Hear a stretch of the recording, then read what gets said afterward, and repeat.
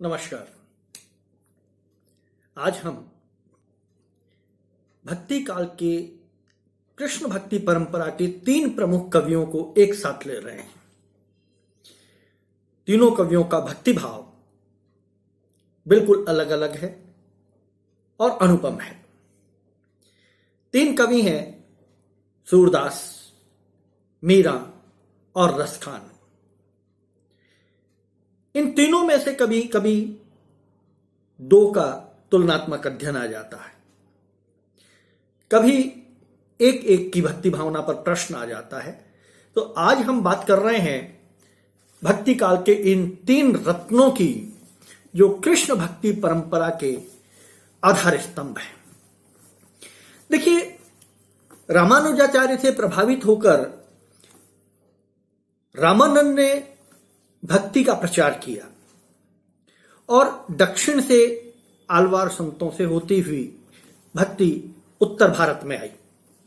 यहां पर राम और कृष्ण भक्ति परंपरा एक साथ पुष्पित पल्लवित हुई। दोनों का समय लगभग एक साथ रहा। राम चूंकि मर्यादा पुरुषोत्तम थे, तो उनके भक्त उनमें मर्यादा, उनमें शील, उनमें सामाजिक श्रेष्ठता और ये सारे भाव देखते थे। लिहाजा दास्य भाव की भक्ति भावना पुष्पित पल्लवित हुई। लेकिन कृष्ण भक्ति परंपरा में वल्लभाचार्य ने और उनके अनुयायियों ने कृष्ण भक्ति को एक नए रूप में प्रस्तुत किया, साख्य भाव की भक्ति में, सखा भाव की भक्ति के रूप में, जहां कृष्ण के विविध रूप दिखाई दिए। वो एक मित्र भी हैं, वो एक पुत्र भी हैं, वो एक सखा भी हैं, वो मीत भी हैं, वो प्रेमी भी हैं, वो राजा भी हैं।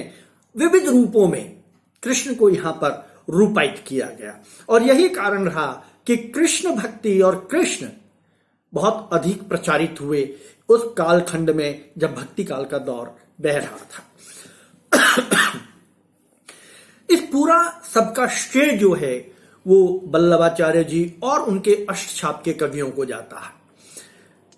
उन्होंने भागवत पुराण के माध्यम से कृष्ण भक्ति को एक नई दिशा, एक नया मुकाम प्रदान किया और अपने अष्टछाप के कवियों के माध्यम से, जिनमें से प्रमुख अष्टछाप के कवि हैं सूरदास, सुंदरदास, नंददास, कृष्णदास, परमानंद दास, कुंभन दास, चतुर्भुज दास, क्षीर स्वामी और गोविंद दास।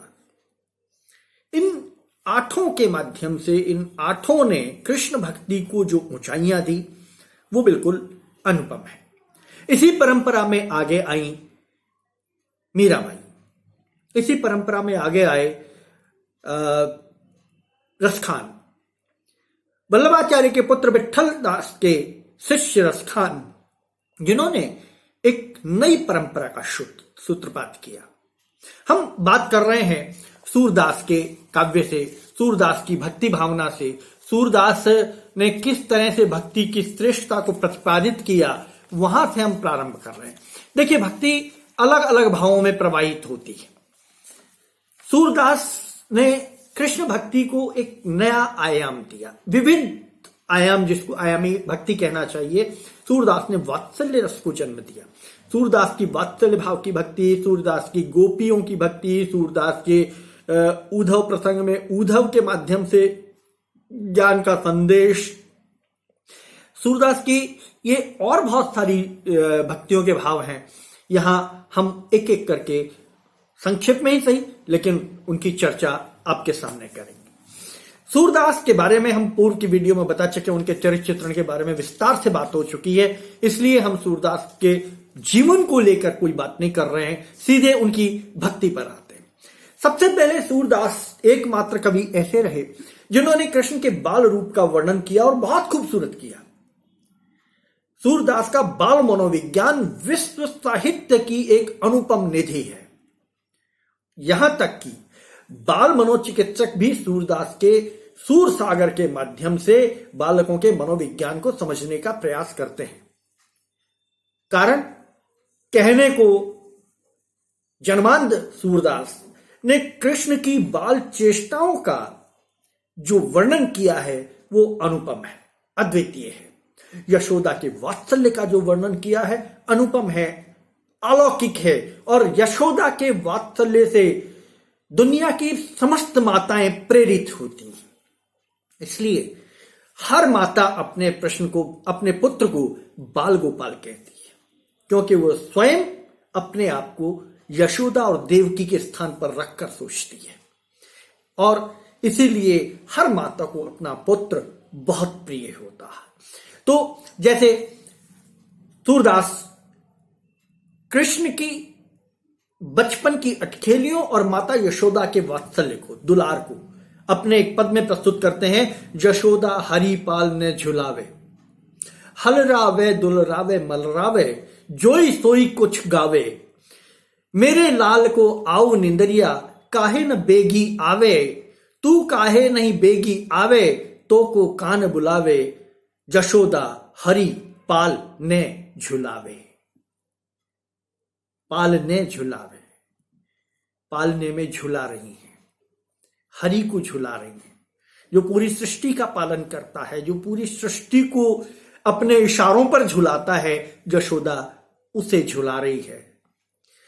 कवि की भक्ति की पराकाष्ठा, प्रेम की और वात्सल्य की पराकाष्ठा इस पद में देखने को मिलती है। ऐसे ही अगले पद में जैसे सूरदास जी कहते हैं, मैया मैं तो चंद्र खिलौनों ले हूं, कृष्ण की चंचलता, बालट खेलियां चंद्रमा को देखकर जिद कर रहे हैं, मैया हूं चंद्र खिलौनों ले हूं, जय ही लोट धरनी पर, अब हो तेरी गोद ने ऐ हूं, मैया मैं तो चंद्र खिलौनों ले हूं। कृष्ण के बाल रूप का, कृष्ण की अटखेलियों का, कृष्ण के जिद का जो स्वाभाविक चित्रण है, बालक की जिद का जो स्वाभाविक चित्रण है, कृष्ण सूरदास ने बहुत खूबसूरत तरीके से इस पद में कहने की कोशिश की है और सफल भी हुए हैं। बहुत अच्छा उनका ये पद माना जाता है। सबसे बड़ी विशेषता सूरदास के पदों की होती है, वो गेय शैली में है, गाए जाते हैं भजनों के रूप में, और भारतीय समाज में अपना बहुत महत्वपूर्ण स्थान रखते हैं। गोपी से प्रेम की बात जब आती है तो कृष्ण का एक अलग रूप दिखाई देता है, एक अलग तरह के कृष्ण दिखाई देते हैं। वहां प्रेम की पराकाष्ठा है, वहां प्रेम को परिभाषित कर रहे हैं कृष्ण और गोपी। लेकिन ध्यान रहे, सूरदास के गोपी कृष्ण प्रेम में आत्मा और परमात्मा स्पष्ट रूप से हैं। यह लौकिक कृष्ण और लौकिक राधा नहीं है, जिन्हें रीति काल के कवियों ने गढ़ा था। भक्ति काल की सबसे अच्छी विशेषता मैं ये मानता हूं कि भक्ति काल में राधा और कृष्ण के स्वाभाविक स्वरूप को कवियों ने प्रस्तुत किया। रीति काल में इन्हीं स्वाभाविक चरित्रों को रीतिकालीन कवियों ने लौकिक रूप में आरोपित करके अश्लीलता के पराकाष्ठा तक लेके चले गए। इसलिए रीति काल से अधिक श्रेष्ठ कालजयी रचना भक्ति काल की मानी जाती है। तो गोपी प्रेम में कवि कहते हैं गोपियों के मनोभाव को, चितवनी रोकहूं ना रही, चितवन रोकहूं न रही, श्याम सुंदर सिंधु सन्मुख सरिता उमग बही, चितवनी रोकहूं ना रही। चितवन जो है, आंखें जो है, नजरें जो है, वो रोकने से भी, हठात अगर उन्हें रोका जाए तो भी नहीं रुकती हैं। वो वेग के साथ कृष्ण की ओर मुड़ जाती हैं, कृष्ण के दर्शन करने के लिए मुड़ जाती हैं, क्योंकि वे अनुरागी हैं, वे कृष्ण के प्रेम में पड़ी हुई हैं, वो कृष्ण से प्रेम करती हैं, इसलिए वे कृष्ण को देखे बिना नहीं रह सकती। तो कृष्ण के स्वरूप का सूरदास ने बड़ा सुंदर वर्णन किया है। जब राधा और कृष्ण का मिलन होता है पहली बार बरसाने से राधा गोकुल आती है और कृष्ण के साथ जब और गोपियां खेल रही होती हैं, गोपियां खेल रही होती हैं, अचानक राधा से सामना होता है और कृष्ण उसकी बइयां पकड़ते हैं और पूछते हैं, बूझत श्याम कौन तू गोरी। पराकाष्ठा प्रेम की देखिए, परमात्मा आत्मा से पूछ रहे हैं, दोनों ही लीला करने आए हैं, दोनों ही अवतार रूप में हैं, लक्ष्मी और नारायण, तो भी लौकिक लीला तो करनी है। तो बूझत श्याम कौन तू गोरी, कहां रहत काकी है बेटी, देखी नहीं कहूं ब्रज खोरी। कृष्ण पूछते हैं, कहां रहती हो, किसकी बेटी हो, कभी ब्रज की गलियों में तुम्हें नहीं देखा, खोरी यानी गलियां। राधा का जवाब सुनिए, बहुत खूबसूरत जवाब सूरदास जी राधा के रूप में देते हैं। काहे को हम ब्रजतन आवत खेलत रहित अपनी खोरी। में हम ब्रज में क्यों आएंगे, हम अपने घर में खेल रहे हैं, अपने खोली में खेल रहे हैं। सुनत रहती श्रवणन थोड़ा करत फिरत माखन तथी चोरी। हाँ, ये सुनते जरूर रहते हैं कि नंद बाबा का एक ठोड़ा है, एक छोरा है, एक लड़का है जो पूरे ब्रज में तई माखन की चोरी करता फिरता है। कृष्ण को बुरा लगा।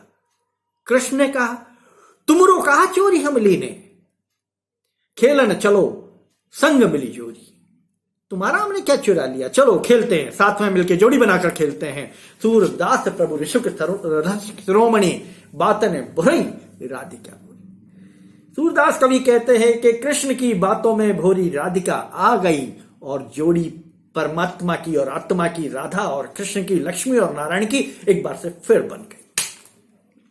तो भक्ति की श्रेष्ठता सूरदास ने बहुत खूबसूरत तरीके से, अलग अलग तरीके से प्रस्तुत की। और ये इस बात को बहुत सारे तरीकों से उन्होंने कहा कि जब स्वयं कृष्ण जो हैं वो उद्धव से कहते हैं, उद्धव मोहि ब्रज विसरत नाय, उद्धव ब्रज मुझसे भुलाया नहीं जाता। वृंदावन वन गोकुल बन उपवन सघन कुंज की छाही, उद्धव मोहि ब्रज विसरत नाय। कारण क्यों नहीं बिसरता? क्योंकि ब्रज के साथ कृष्ण का गहरा संबंध है। और यह प्रसंग तब का है जब कृष्ण मथुरा चले गए और वहां पर गोपियों के संदेश पहुंच रहे हैं।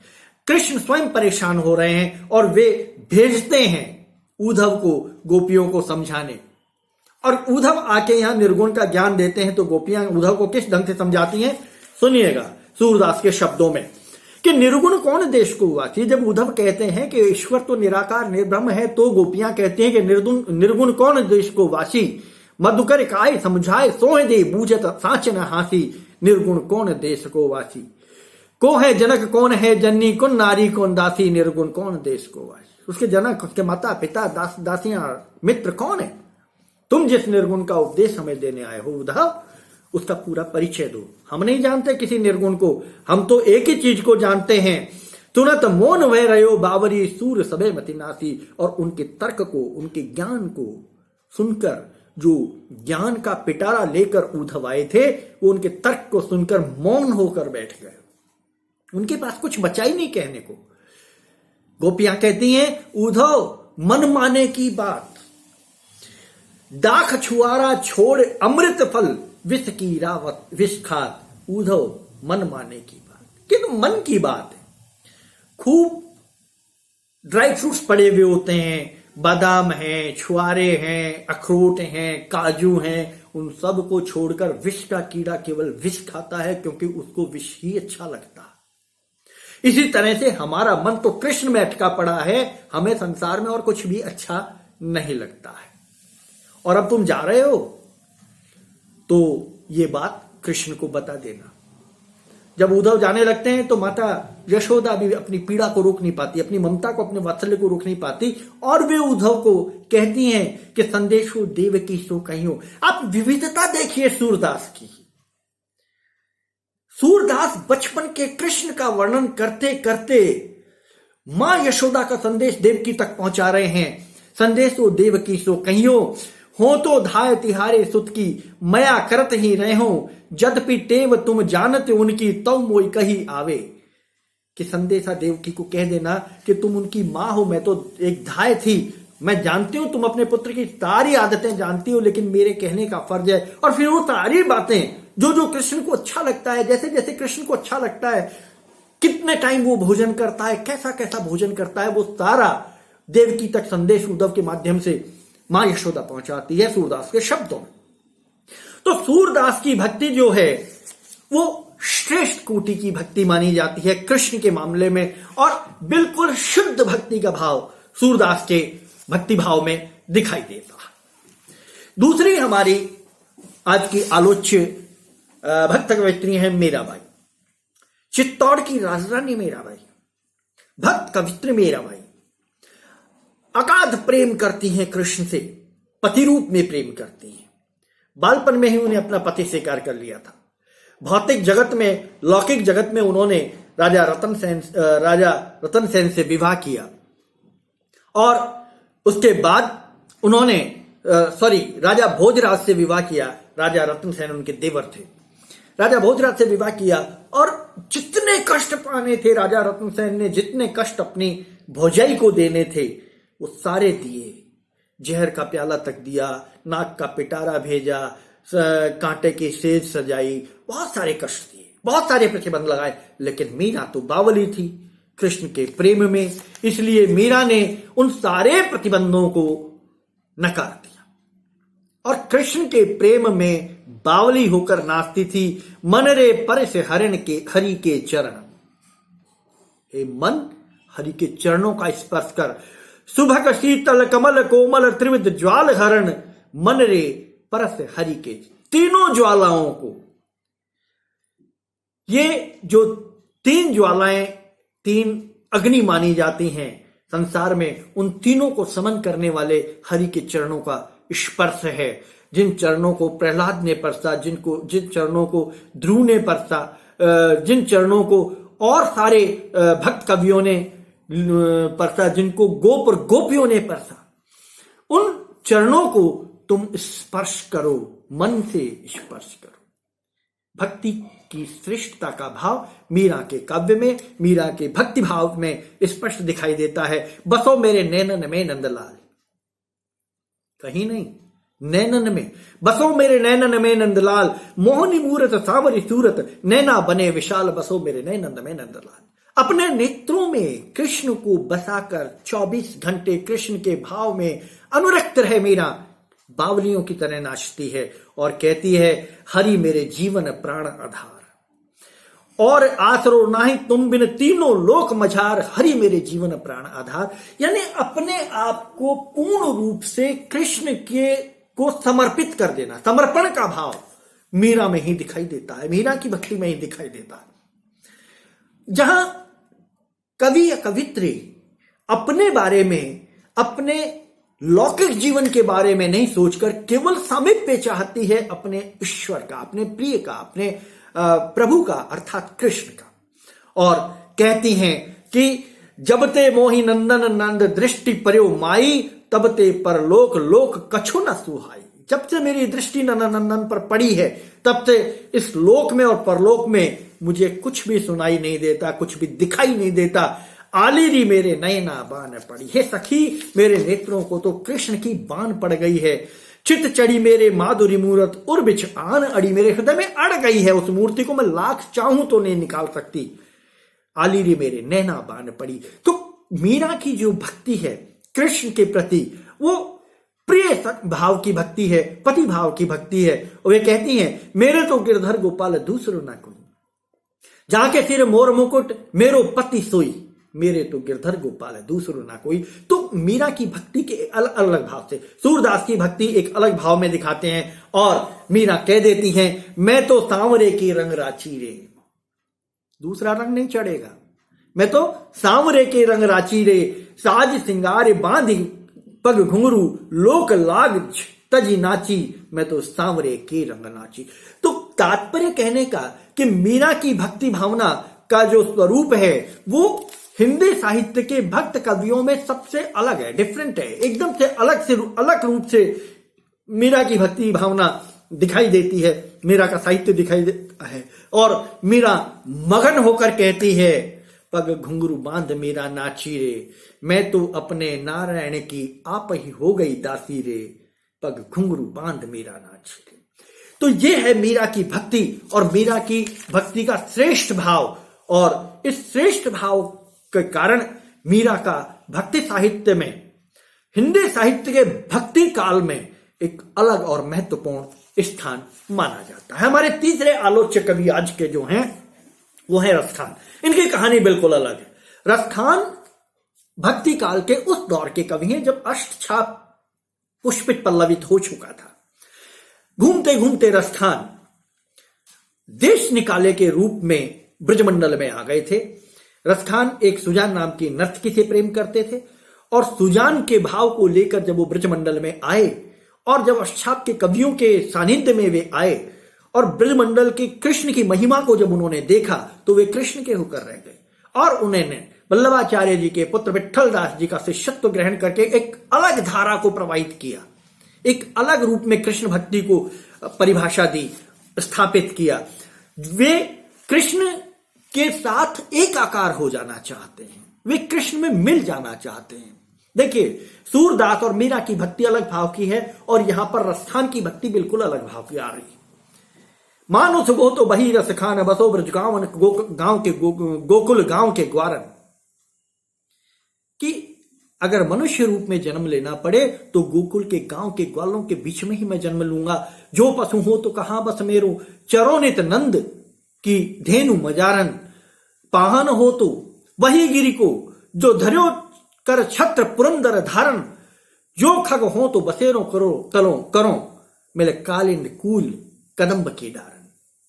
अर्थात हर वो वस्तु, हर वो जगह, हर वो स्थान जो कृष्ण से संबंधित है, मैं उसके लिए ही जीना चाहता हूं, वही मेरा सब कुछ है, उसके लिए मैं सब कुछ त्यागने को तैयार हूं।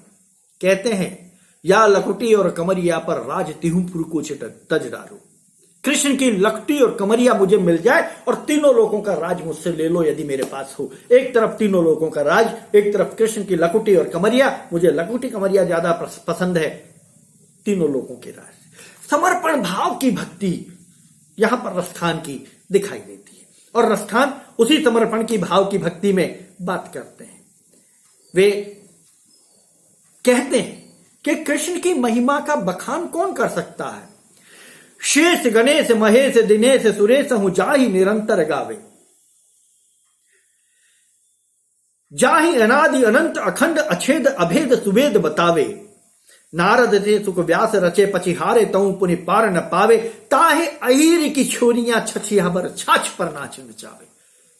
भक्ति की वो पराकाष्ठा है जहां तीनों लोकों के स्वामी शेष गणेश महेश दिनेश जिसका बखान नहीं कर सकते, स्वयं मां सरस्वती जिसका बखान नहीं कर सकती हैं, ब्रह्मा जिसका बखान नहीं कर सकते हैं, उस ब्रह्म को, साकार ब्रह्म को, उस ईश्वर को अहीर की छोरियां एक छछिया छात पर नाच नचा रही हैं। ईश्वर की सरलता और सहजता देखिए और रसखान का भक्ति भाव देखिए। अनुपम कोटि का भक्ति भाव रसखान प्रस्तुत करते हैं। कहने का तात्पर्य, भक्ति के ये तीनों रत्न हिंदी साहित्य के भक्ति काल के बहुत श्रेष्ठ रत्न माने जाते हैं। इनके बिना अगर इनको भक्ति काल से निकाल दिया जाए तो भक्ति काल में कुछ शेष नहीं रह जाएगा। कृष्ण भक्ति परंपरा हिंदी साहित्य की ही नहीं, पूरे विश्व की भक्ति परंपरा की सबसे श्रेष्ठ धारा मानी जाती है, श्रेष्ठ समय माना जाता है। और आज जिस रूप में कृष्ण अंतरराष्ट्रीय सीमाओं में फैल गए हैं, राधे कृष्ण संप्रदाय, हरे रामा हरे कृष्ण संप्रदाय और बहुत सारे संप्रदायों में कृष्ण दिखाई देते हैं, उसका परिणाम केवल हमारे इन भक्त कवियों की लेखनी से उद्धृत वो साहित्य है जो हिंदी साहित्य का ही नहीं विश्व साहित्य की अमूल्य धरोहर है।